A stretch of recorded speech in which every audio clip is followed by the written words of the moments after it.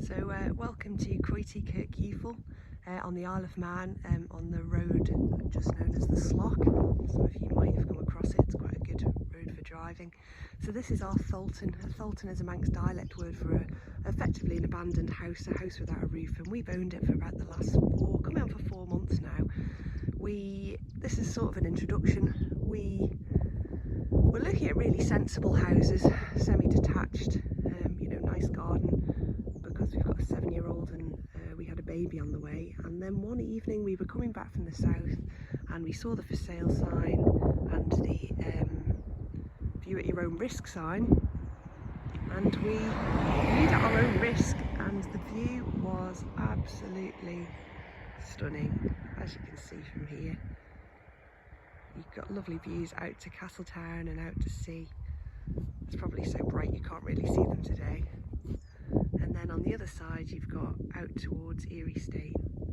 And this is just an introduction. I've got a Facebook blog, but someone suggested I did a video so people can get a better idea of the site. So this house is pretty old, I think.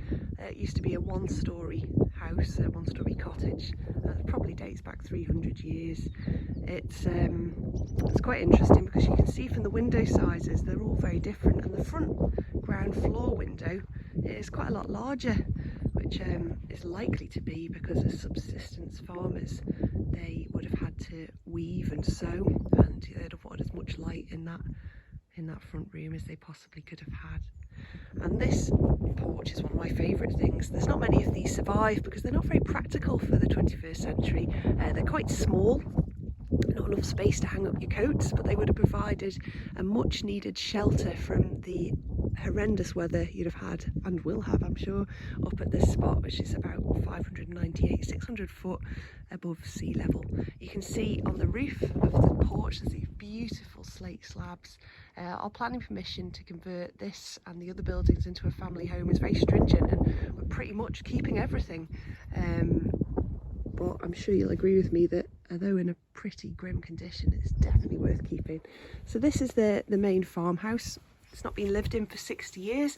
The last person who lived in it was Mr. Stewart, and it's in a pretty poor state. I mean, that fireplace, at some point someone swiped the 2 lintels from in here, which has meant the fireplaces are in pretty bad order, and these need complete rebuilding. That one is almost pretty much being held up by one stone. So we're just putting that into building control. We've had a method statement prepared by our wonderful engineer, and that's going into building control very, very shortly. However, despite the huge amount of work that needs to be done, with views like this, I think it's going to be well worth it. I wish I'd taken a video of this site when we first completed, because it was horrendously overgrown. You couldn't really see anything. You could barely get into the barn. It was pretty much, although the 2 fields that have come with it have been grazed by horses until recent years, the rest of the site hasn't been touched for about 60 years. So it was horrendous. We've done an awful lot of work just in the first 4 months, and I'll be talking about that in some